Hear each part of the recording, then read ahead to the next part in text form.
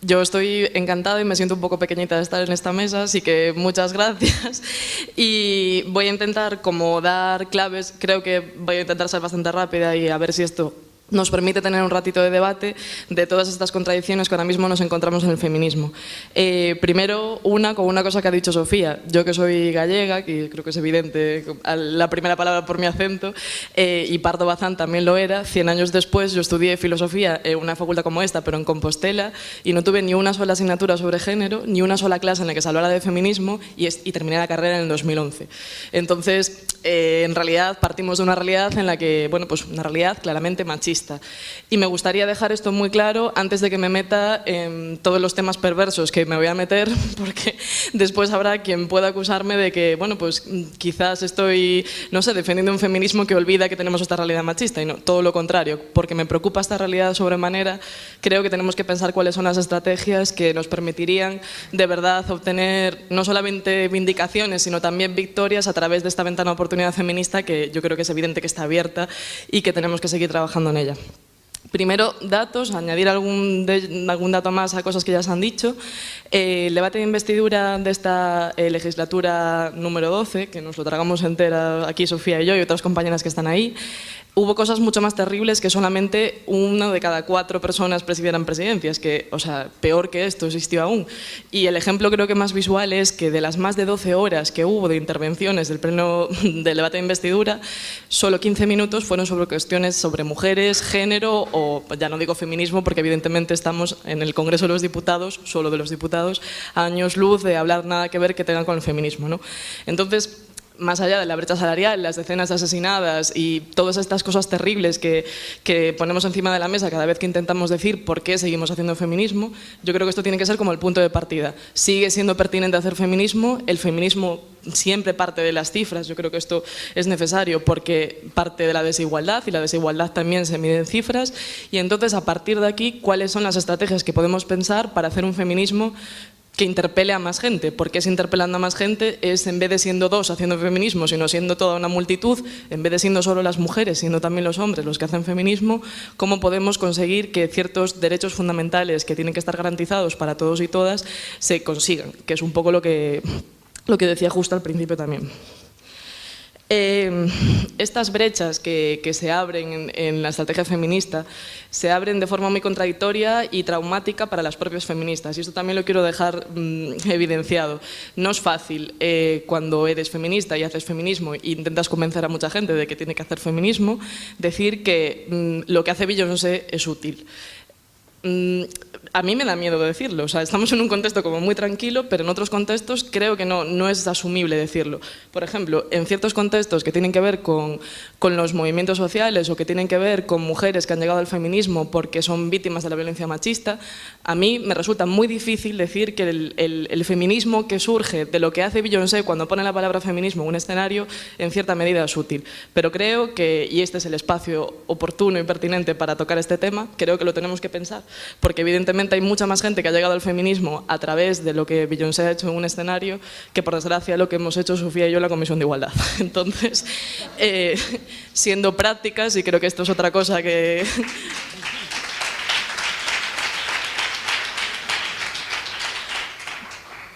La cosa es, ¿qué tipos de feminismo hay y cómo conviven entre ellos, y si esto nos puede dar alguna pista de lo que puede ser más útil o no?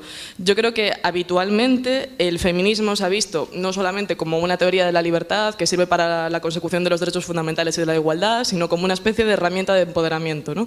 Para muchas mujeres, en esto de que lo privado y lo personal también es político, el feminismo se convierte en una herramienta de empoderamiento. Y entonces yo sé que cuando hablamos de esto, cada una piensa en lo que para ella es el feminismo, y cada hombre espero que también piense por lo que para él es el feminismo, ¿no? Y esto nos mete en un terreno complicado, pero lo cierto es que frente a esta visión como más cercana a las víctimas de las consecuencias del machismo, del feminismo, también el feminismo tiene una parte que tiene que ver más con eso que decía, de teoría de la libertad o teoría de la emancipación, que yo creo que es la parte que el feminismo más mainstream ha utilizado para meterlo en otros lugares que a nosotras nos son completamente ajenos, como la publicidad, la música pop, el cine, las series de ciencia ficción o los cómics.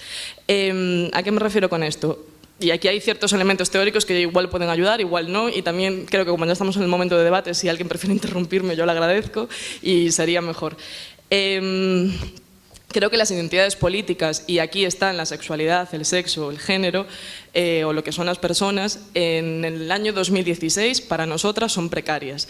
¿Qué quiere decir esto? Que es muy difícil decir a día de hoy qué es exactamente género, qué es exactamente sexualidad, qué es exactamente sexo, qué es exactamente una mujer, las mujeres, o un hombre o los hombres. Y todas estas cuestiones para las feministas son importantes porque trabajamos con ellos, trabajamos con esos conceptos.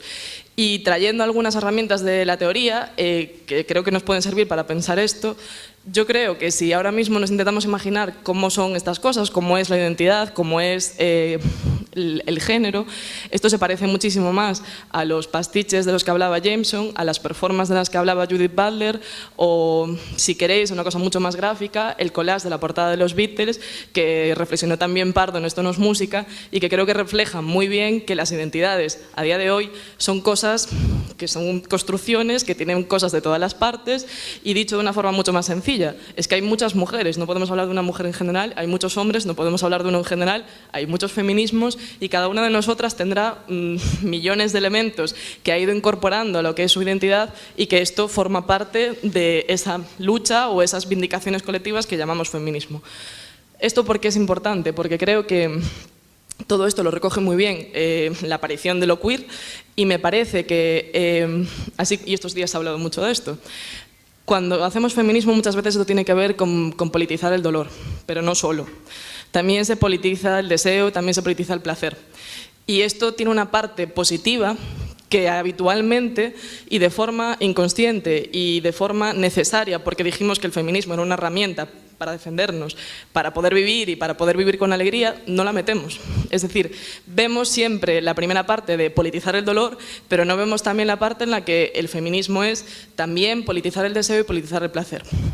Y esto es súper importante. O sea, sé que puede parecer muy sencillo, pero es muy importante porque creo que marca la diferencia entre el feminismo que es hecho desde una esquina y el feminismo que de repente puede ser lo suficientemente sexy y seductor, no solo como para que le convenzca a mucha más gente, sino como para que las agencias de publicidad puedan decir, vamos a utilizarlo en una campaña de Beyoncé, porque no ha sido Beyoncé quien lo decide.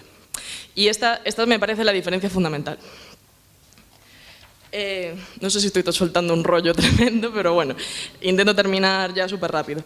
Creo que esto no solo ha pasado con Beyoncé, nos lo hemos encontrado en muchísimos planos de la narrativa contemporánea, del arte contemporáneo, algunos que tenéis súper cerca y que hayáis visto, y otros que son sorprendentemente ordinarios y cotidianos, que creo que merece la pena aunque sea nombrar.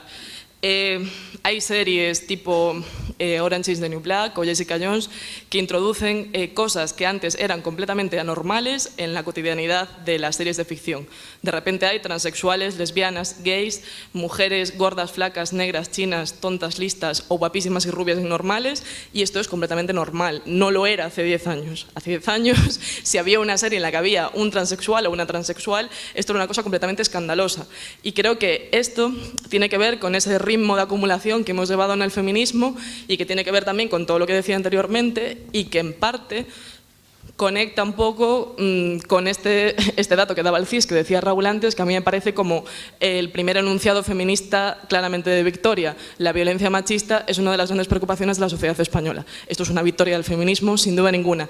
Y creo que tiene como consecuencia que normalicemos aquellos sujetos, aquellas identidades precarias que antes solo estaban en el feminismo, solo estaban en las mentes feministas, por decirlo así rápido y pronto.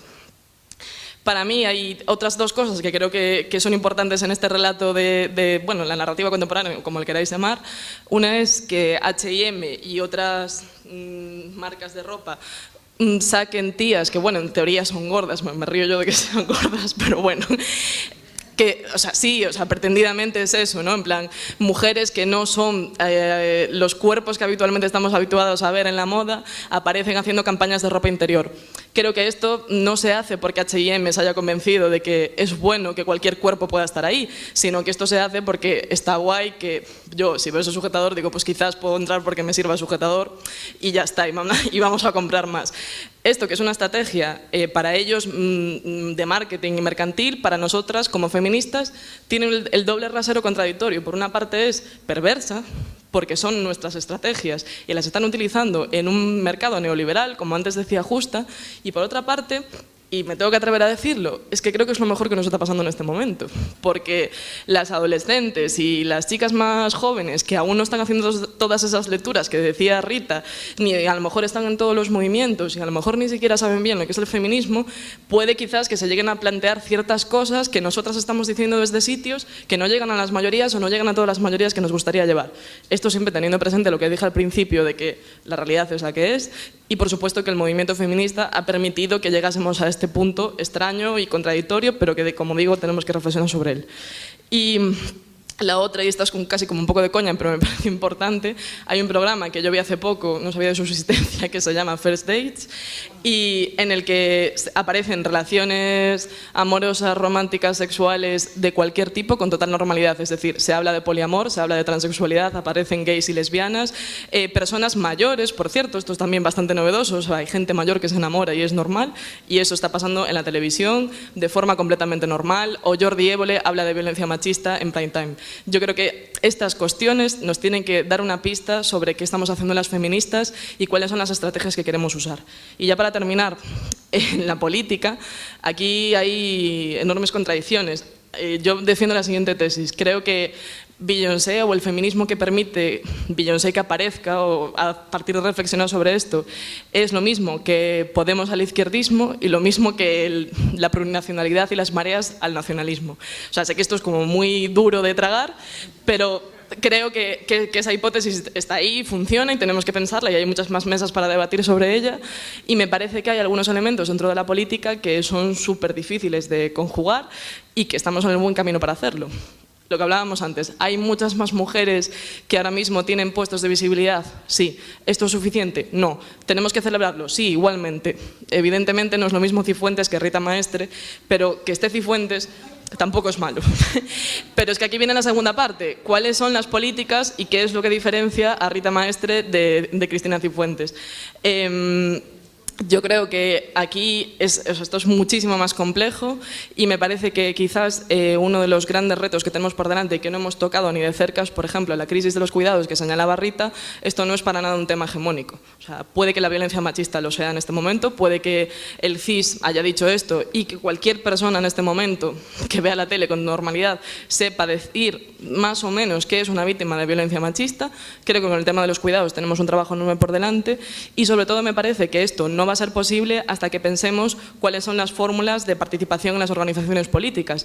Nosotras en Marea, y ya termino, hay una peculiaridad que es curiosa. No tenemos líderes, no hay personas que... Algunos se intentan colar porque hay hombres que no saben hacer políticas y no es liderando ellos solos, pero no tenemos una persona que sea la persona que ostenta la representación de Marea. Y esto es súper importante porque hemos construido un espacio que se ha hecho desde abajo, horizontalmente, bla, bla, bla, bla, bla, con todas las contradicciones que esto tiene, pero que la consecuencia que ha tenido este tipo de organización, que también es feminizar la política, no es que lo decidan 4, sino que lo deciden 120, esos 120 pues han querido que no haya una representación única de lo que es ese espacio. Y esto me parece súper importante y creo que debería de ser como, bueno, pues quizás la reflexión final a todo esto, ¿no? También en este nivel nos toca feminizar. No solamente llega que estemos las mujeres, no solamente llega que hagamos políticas feministas, sino también que las organizaciones estén más feminizadas y, por supuesto, las instituciones, que es el correlato. Así que...